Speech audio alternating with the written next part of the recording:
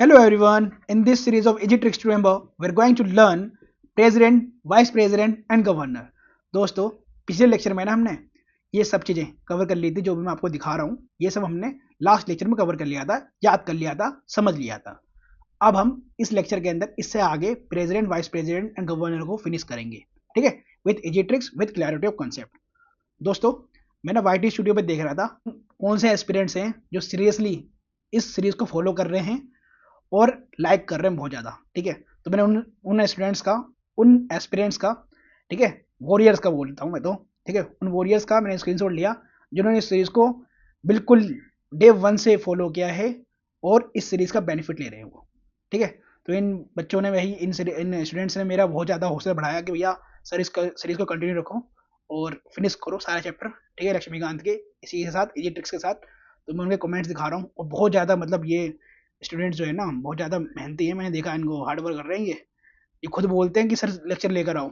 ठीक है, और मैं इन्हें पढ़ना है तो भाई ये तो रिजल्ट लेकर आएंगे कन्फर्म।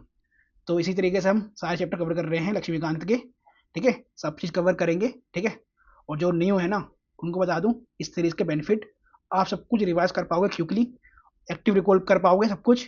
प्रीलिम्स और मेंस दोनों को साथ लेकर चल रहे हैं। प्रीलिम्स के पीवाईक्यू भी डिस्कस करेंगे और अदर कॉम्पिटेटिव एग्जाम के लिए भी ये बेनिफिशियल है। ठीक है, और एक बात और जो हर वीडियो में बोलता हूँ मैं, ठीक है, ये रही हमारी लक्ष्मीकांत की पीडीएफ जिसके अंदर आपको चैप्टर वाइज क्वेश्चन बैंक मिलेगा। ठीक है, इसके अंदर आपको क्या करना है, एक्टिव रिकॉल करना है। जो भी आपने पढ़ा उसको रिवाइज करना है अपने मन में। ठीक है, अपने मन में पूछना है कि हाँ मैंने ये पढ़ा था तो मुझे क्या चीज़ें याद है। ठीक है, तो उस हिसाब से आपको एक्टिव रिकॉल करना है और जहाँ पर आप भूल रहे हो, ठीक है, रिवाइज नहीं कर पा रहे हो, आपको उसी पे ज़्यादा ध्यान देना है, उन्हीं टॉपिक्स पे ज़्यादा ध्यान देना है। ठीक है, तो ये पीडीएफ आपको टेलीग्राम चैनल पर मिल जाएगी। ठीक है, हमारा टेलीग्राम चैनल है। ठीक है, उसका लिंक भी मिल जाएगा आपको चैनल पर। तो जाओ इसको जाकर डाउनलोड कर लो और रिवाइज करना। ऐसे ही बहुत जल्दी रिवाइज कर पाओगे और लेक्चर को देखने के बाद तो जो मैं ये ट्रिक्स का इस्तेमाल करता हूँ उससे तो याद हो ही जाती है चीज़ें। ठीक है, और इस चैप्टर के बाद हम पार्लियामेंट को फिनिश करेंगे, पार्लियामेंट चैप्टर को लक्ष्मीकांत के। हमने लास्ट लेक्चर में देखा था कि भैया कॉन्स्टिट्यूशन में क्या बता रखी है qualification for a person to be chosen as a member of parliament या स्टेट लेजिस्लेचर। ठीक है, तो ये लास्ट लेक्चर में हमने यहाँ तक याद कर लिया था, दैट इज CASO।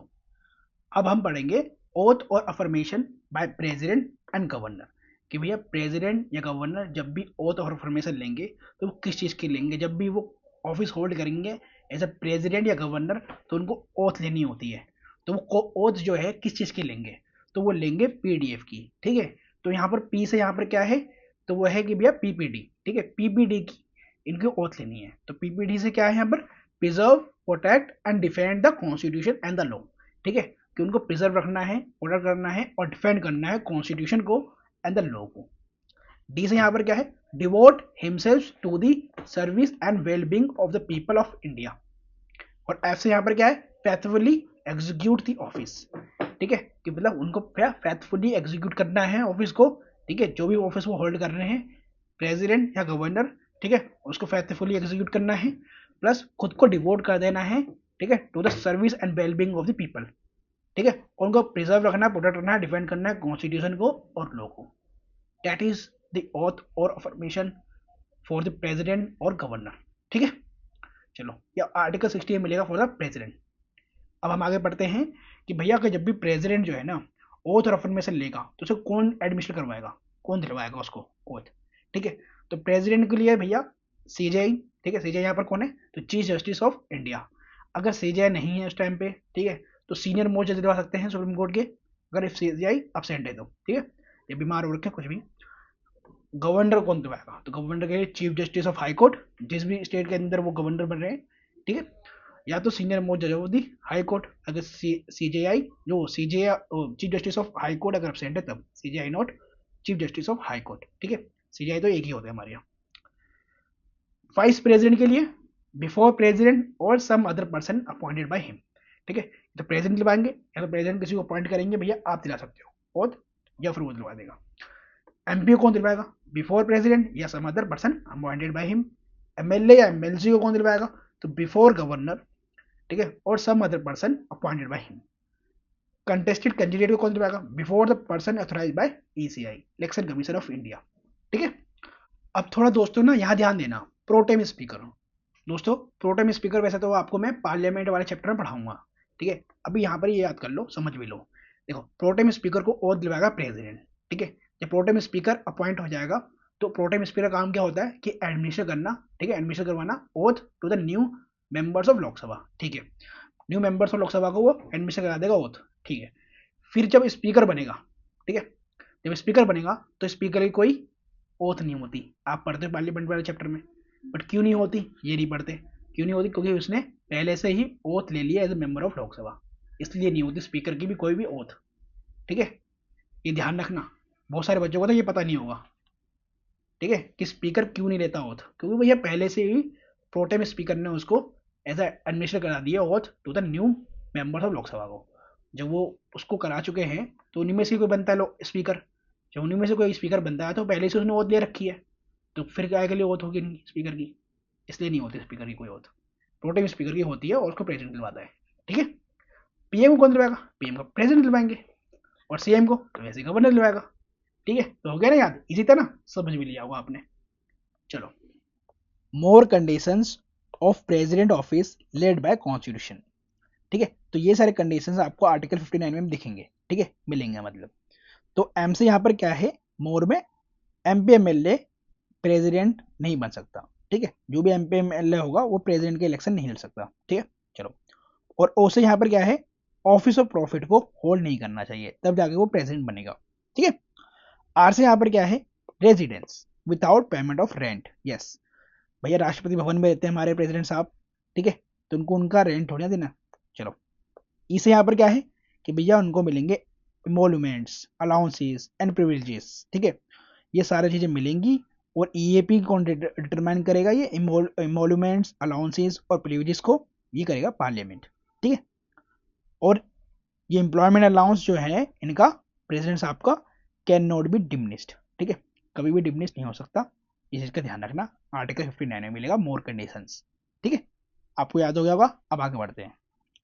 तो मोर कंडीशंस आपको 158 आर्टिकल में ऑफ द गवर्नर ऑफिस के लिए मिलेगा, लेड बाय द कॉन्स्टिट्यूशन, ठीक है। तो मोर कंडीशंस और मिलेंगे आपको गवर्नर के लिए, ठीक है, इन द कॉन्स्टिट्यूशन आर्टिकल 158 में, ठीक है। तो यहां पर यही है, एमपी एमएलए नहीं होना चाहिए, ऑफिस ऑफ प्रॉफिट को होल्ड नहीं करना चाहिए, ठीक है, गवर्नर। और आर से मिलेगा कि भाई रेजिडेंस मिलेगा without payment of rent, yes. और ई से वही है, इमोल्यूमेंट्स, अलाउंसेस एंड प्रिविलेजेस, ठीक है। यहां पर एक बात ध्यान देने वाली बात है, भैया ईएपी तो डिटरमाइन करेंगे पार्लियामेंट, ठीक है, और इनका भी ईए जो है डिमिनिश नहीं होगा कभी। बट ईए जो है ना, एम्प्लॉयमेंट अलाउंसेस, ये कौन डिसाइड करेगा? ये देख लो, said by states in such a proportion as determined by the president if same person is appointed as governor of 2 or more states। इस चीज का ध्यान रखना, ये हमारे कॉन्स्टिट्यूशन में है भैया। हम क्या करते हैं कि भैया एक गवर्नर को 2 और मोर स्टेट्स का हम बना देते हैं, ठीक है। तो बना सकते हैं, यस बना सकते हैं, जैसे हाई कोर्ट होता है हमारा, ठीक है, 2 स्टेट का हाई कोर्ट भी हो सकता है, ठीक है। चलो, तो ऐसे में प्रेसिडेंट डिसाइड करेगा भैया, जो उनका एम्प्लॉयमेंट अलाउंस होगा ना, प्रेसिडेंट डिसाइड करेगा कि किस स्टेट को कितना प्रोपोर्शन देना, प्रोपोर्शन में कितना परसेंटेज देना है, और दूसरे स्टेट को कितना देना है, ठीक है, इस चीज का ध्यान रखना। चलो, अब आगे बढ़े। तो एमओ कंडीशंस मिलेंगी, मो conditions of vice president office के लिए, वही एमपी एमएलए नहीं होना चाहिए और ऑफिस ऑफ प्रॉफिट को होल्ड नहीं होना चाहिए, ठीक है, ये वाइस प्रेसिडेंट के ऑफिस के लिए, ठीक है, एमओ। आर्टिकल 52 से लेकर 57 तक, इसको याद करने का तरीका प्रेम तेरे। अब आर्टिकल्स जो है डायरेक्ट आपके स्टेट पीसीएस एग्जाम में पूछ लिया जाता है, तो आपको याद होना चाहिए।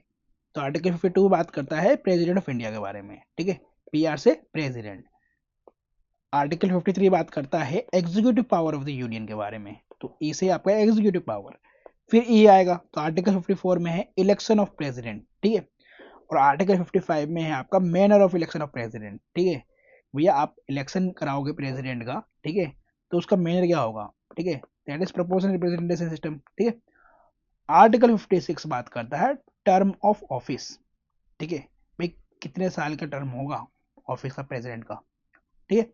आर्टिकल 57 बात करता है एलिजिबिलिटी फॉर द री इलेक्शन, कि भैया प्रेसिडेंट जो है हमारे यहाँ, बताया ना मैंने, वो लिमिट ही नहीं है, कितनी बार भी री इलेक्ट हो सकता है हमारे यहाँ प्रेसिडेंट, बट यूएसए के अंदर लिमिट है 2 टाइम्स, ठीक है, ये मैं आपको पढ़ा चुका हूँ फर्स्ट लेक्चर में। चलो आगे बढ़ते हैं। अब आर्टिकल 58, 59 और 60 याद करो। तो भैया 58 के अंदर आपको मिलेगा qualification for the election of president, ठीक है, ये क्वालिफिकेशन की बात करता है क्यों हुआ, ठीक है। और सी बात करता है conditions of the president office, ये मैं आपको पढ़ा चुका हूँ आर्टिकल 58, 59, ठीक है। और आर्टिकल 60 बात करता है ओथ और फॉर्मेशन बाय द प्रेसिडेंट, और ये मैंने आज आपको पढ़ाया है, ठीक है।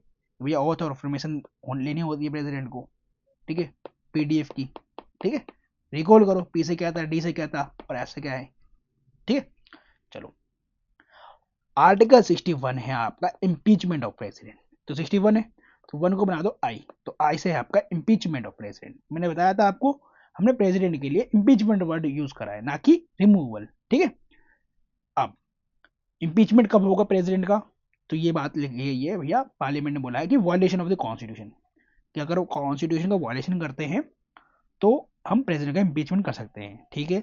बट कॉन्स्टिट्यूशन में ये डिफाइन नहीं है कि भैया वायलेशन ऑफ कॉन्स्टिट्यूशन के अंदर क्या चीजें आएंगी और क्या चीज नहीं आएंगी, ये डिफाइन नहीं है, ठीक है, कॉन्स्टिट्यूशन के अंदर कि violation of the president defined है या नहीं कॉन्स्टिट्यूशन में, ये आपको क्वेश्चन बनता है प्रीलिम्स में भी, ये ध्यान रखना है आपको। तो president can be remove from office by process of impeachment for violation of constitution, ठीक है। बट अभी तक कोई भी प्रेसिडेंट ऐसा नहीं है हमारे इंडिया के अंदर जो इम्पीच्ड हुआ हो, ठीक है, सो फार। आर्टिकल 62 क्या है, आर्टिकल 62 है time of holding election to fill the vacancy of in the office of president. तो आपको पता है ना 6 मंथ्स का है, ठीक है। 6 अगर वैकेंट, मतलब वैकेंट तो रह ही नहीं सकता हमारे यहाँ का, मतलब प्रेसिडेंट का जो ऑफिस है वो कोई वैकेंट नहीं रह सकता, क्योंकि हमारे वाइस प्रेसिडेंट जो पोस्ट है ना बनाई इसलिए गई थी, ठीक है, कि कभी वैकेंट ना रहे प्रेसिडेंट का पोस्ट। तो अगर प्रेसिडेंट साहब को अगर कुछ भी होता है, ठीक है, या फिर ऑफिस वैकेंट होता है, ये रेजिग्नेशन दे देते हैं ये, तो vice president as acting president बनेंगे, ठीक है। बट ज़्यादा से ज़्यादा 6 मंथ्स के लिए, 6 मंथ्स के बाद आपको इलेक्शन कराना पड़ेगा ही पड़ेगा, 6 मंथ के अंदर अंदर इलेक्शन कराना पड़ेगा, और यहाँ पर एक नया इलेक्शन के लिए प्रेसिडेंट अपॉइंट होगा, ठीक है। चलो आर्टिकल 62, ठीक है, याद हो गया आपको। आर्टिकल 85, ठीक है, तो आर्टिकल 85 बात करता है सेशंस ऑफ पार्लियामेंट, ठीक है। तो उसके अंदर हम बात करते हैं कि भैया प्रोरोगेशन और डिजोल्यूशन भी होता है, ठीक है, पार्लियामेंट के अंदर, बट ठीक है, बट हम सेशंस की बात कर रहे हैं, तो हमें पता होना चाहिए कि भैया जो हमारा जो सेशन है पार्लियामेंट है कब स्टार्ट होता है, कब उसके अंदर ब्रेक आएगा और कब एंड आएगा। तो imagine school from 8 AM to 5 PM, ठीक है। तो 8 AM पे स्कूल खुलता है, 5 PM तक बंद हो जाए ऐसा स्कूल, तो आर्टिकल 85, ठीक है। तो हमारा जो सेशन है उसके अंदर स्टार्ट भी होगा, ब्रेक भी आएंगे और एंड भी आएगा, ठीक है। तो ऐसे करके याद रखा करो। और अभी हम पार्लियामेंट वाले चैप्टर में पढ़ेंगे, ठीक है भैया, मानसून सेशन के बारे में, विंटर सेशन के बारे में, अभी चल रहा है विंटर सेशन, ठीक है। तो नवंबर दिसंबर में चलता है विंटर सेशन, तो अभी चल भी रहा है, ठीक है, मानसून सेशन, विंटर सेशन, और फिर वो बजट वाला सेशन भी आता है, ये सब हम पार्लियामेंट वाले चैप्टर में पढ़ेंगे, डोंट वरी, ठीक है। चलो आर्टिकल 61 मैंने बताया था आपको इम्पीचमेंट ऑफ प्रेसिडेंट के बारे में बता रखा है कि भैया वायलेशन करेगा कॉन्स्टिट्यूशन का प्रेसिडेंट तो हम उसको इम्पीच कर सकते हैं, रिमूव कर सकते हैं।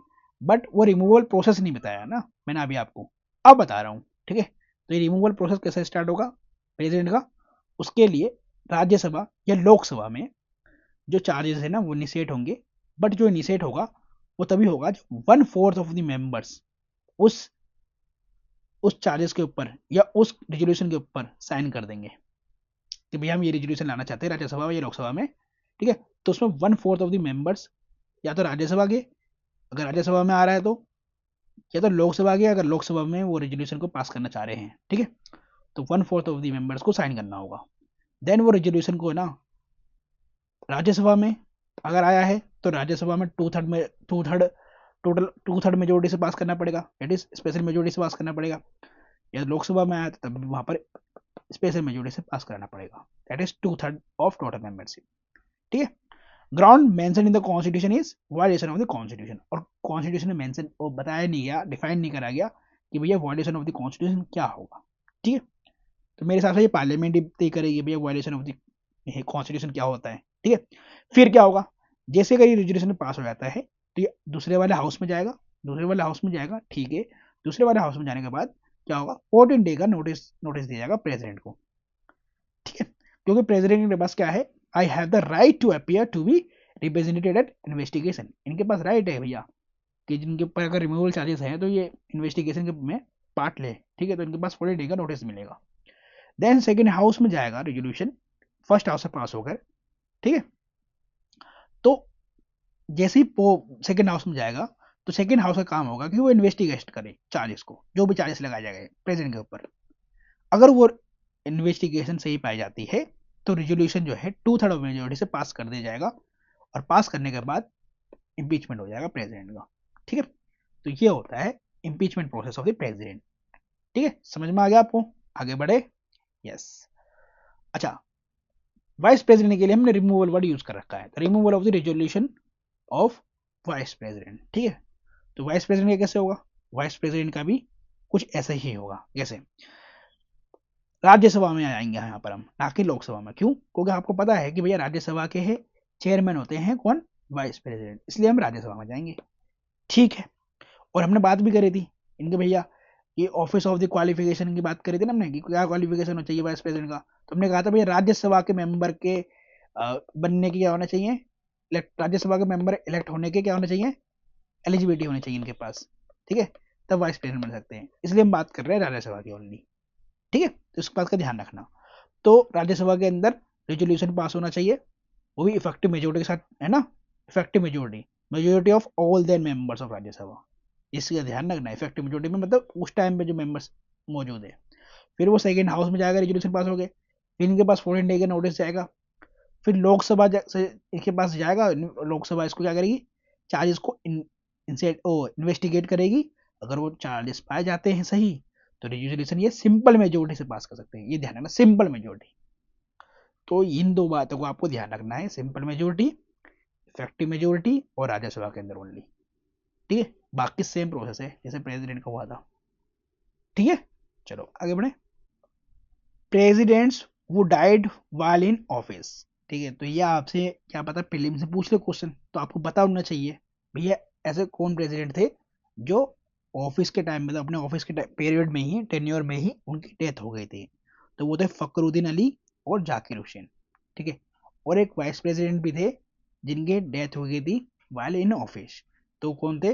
तो वो थे के किशनकांत, ठीक है। तो ये थोड़ा नाम याद रखना, ठीक है, आपके प्रीलिम्स के लिए इंपॉर्टेंट फैक्ट है।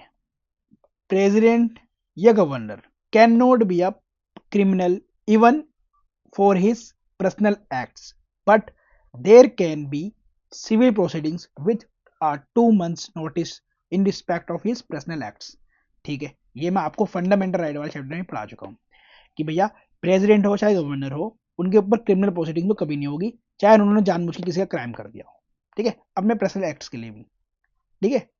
इनकी कोई पर्सनल दुश्मनी थी प्रेसिडेंट या गवर्नर की, और उन्होंने कोई क्राइम भी कर दिया, तब भी इनके ऊपर क्रिमिनल प्रोसीडिंग नहीं होगी ड्यूरिंग देयर टेन्योर, ठीक है। बट सिविल प्रोसीडिंग हो सकती है, लेकिन इसके अंदर कंडीशन है कि आपको पहले उनको 2 month का नोटिस देना पड़ेगा, तब आप इनके ऊपर सिविल प्रोसीडिंग कर सकते हो। और मैंने आपको फंडामेंटल राइट में ना ये प्रोसेस भी समझाया था, ठीक है, एग्जाम्पल दिया था मैंने कि समझ लो प्रेसिडेंट साहब ने मेरे से पैसे उधार लिए थे और उन्होंने मुझे वापसी नहीं करे, ठीक है। मैंने उनसे मांगा भाई साहब हमें पैसे वापसी कर दो, आपने हमसे पैसे उधार लिए थे, ठीक है। तो ऐसे करके मैंने आपको समझाया था फंडामेंटल राइट वाले चैप्टर में। अगर आपने नहीं देखा ना फंडामेंटल राइट वाला चैप्टर, तो जाओ देखो, मैंने पूरा फंडामेंटल राइट ना पूरा अच्छी तरीके से समझा के याद करवाया है, ठीक है। जाओ। People who address their resignation letters to each other, ठीक है भाई। प्रेसिडेंट वाइस प्रेसिडेंट को रेजिग्नेशन दे सकता है, ठीक है, अपना रेजिग्नेशन लेटर, और वाइस प्रेसिडेंट अपना रेजिग्नेशन लेटर प्रेसिडेंट को दे सकता है, ठीक है। ऐसे ही स्पीकर डिप्टी स्पीकर को देगा और डिप्टी स्पीकर स्पीकर को देगा, सिंपल इजी। आगे बढ़ते हैं। Vacancy in the president's vice president's office can occur, ठीक है। जब भी वैकेंसी आएगी प्रेसिडेंट या वाइस प्रेसिडेंट के ऑफिस में, तो किन कंडीशंस पे आती है पहले तो ये देख लो, ठीक है। तो वो कंडीशन है ई रीडो फॉर प्रेसिडेंट। ई से यहाँ पर क्या है, एक्सपायरी हो गया, मतलब उनका टेन्योर फिनिश हो गया, 5 year का था, खत्म हो गया। देन वैकेंसी आएगी प्रेसिडेंट के ऑफिस के लिए, ठीक है। आर से यहाँ पर क्या है, या फिर वो रेजिग्नेशन दे दें, ठीक है। और आई से यहाँ पर क्या है, या फिर उनका इम्पीचमेंट हो जाए, ठीक है। और रिमूवल किसके लिए होता है, वाइस प्रेसिडेंट के लिए। और डी से या उनकी डेथ हो जाए, ठीक है। और ओ से अदरवाइज, अदरवाइज में क्या आएगा, डिसक्वालिफाइड और इलेक्शन इज डिक्लेयर्ड वाइड। और इलेक्शन इज डिक्लेयर्ड वाइड के लिए मैंने बताया था ये कौन देगा इसमें जजमेंट, ओनली सुप्रीम कोर्ट, इस चीज का ध्यान रखना, ठीक है। अगर जो ये टेन्योर था ना, ये 5 ईयर का, ये एक्सपायर्ड हो जाता है, तो इस बात में देखो एक कंडीशन है, in case of expiry of the term an election will be held before the expiry of the term. बिल्कुल बात सही है भैया, जब भी जो है 5 साल का टर्म पूरा होता है तो इलेक्शन उससे पहले हो जाना चाहिए, ठीक है, तभी तो नया प्रेसिडेंट अपॉइंट होगा, ठीक है। तो अगर ऐसा नहीं हो पाता, कुछ ऐसी सिचुएशन आ जाती है कि भैया इलेक्शन सही टाइम पे नहीं हो पाया, कुछ भी आ सकता है, डिजास्टर आ सकता है, कुछ भी हो सकता है, तो क्या होगा, जो पहले से प्रेसिडेंट थे, ठीक है, वो जो है कंटिन्यू कर सकते हैं ऑफिस को, ठीक है, बियॉन्ड 5 ईयर्स टू प्रिवेंट इंटरगिनम। ठीक है, इंटरगिनम क्या होता है भैया, जो ऑफिस है ना हमारा प्रेसिडेंट का, वो कभी खाली नहीं रह सकता, वैकेंट नहीं रह सकता, ठीक है। इंटरगिनम वो होता है कि भैया खाली नहीं रह सकता, वो कंटिन्यू होना चाहिए ऑफिस, ठीक है, प्रोवाइडेड बाय द कॉन्स्टिट्यूशन। अब ये चीज गवर्नर के लिए भी है, बट गवर्नर में भैया इलेक्शन होता ही नहीं है, there is no election for the governor, but appointment होता है, ठीक है। मैंने बताया था अपॉइंटमेंट कैसे होता है गवर्नर का, पिछले लेक्चर देख लेना आप। C2 can hold the office beyond 5 years to prevent interregnum, ठीक है, आगे समझ में।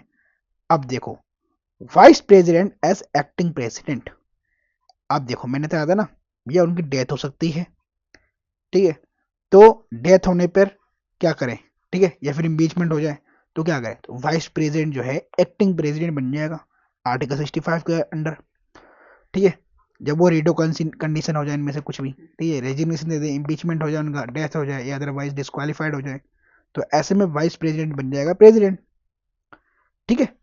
तो भैया अगर ये केस होता है, इन केस ऑफ रीडो वाला केस होता है, ये वाले केस, तो जो वाइस प्रेसिडेंट है वो प्रेसिडेंट बनेगा, तो जब तक वो नया प्रेसिडेंट ना बने, ठीक है, और वो इलेक्शन जो है 6 मंथ के अंदर में हो जाना चाहिए, मैंने अभी आपको पढ़ाया भी था, तो मैक्सिमम पीरियड जो है वो जो वाइस प्रेसिडेंट बन सकता है प्रेसिडेंट, वो है 6 मंथ्स, इसका ध्यान रखना, क्योंकि 6 मंथ्स में तो यह इलेक्शन हो जाना चाहिए, ठीक है, for the office of the president. या फिर प्रेसिडेंट जो है बीमार हो रखे हैं, अब्सेंस है, ठीक है, तो until the president resume, in condition में जब तक वो प्रेसिडेंट वापस नहीं आते और ऑफिस को कंटिन्यू करते, जब तक वो वाइस प्रेसिडेंट प्रेसिडेंट बन सकता है, ठीक है। आर्टिकल 65 दोस्तों, ये मैंने आपको amendment of the Indian constitution में ही पढ़ाया था, ठीक है, amendment procedure of the Indian constitution में ही पढ़ाया था चैप्टर में, ठीक है। बट यहाँ पर दोबारा से एक बार से रिवाइज कर लेते हैं कि president action on different bills when submitted for assent, ठीक है। जब प्रेसिडेंट के पास भैया कोई सा भी बिल आएगा एसेंट के लिए, तो प्रेसिडेंट के पास क्या क्या पावर है, ठीक है।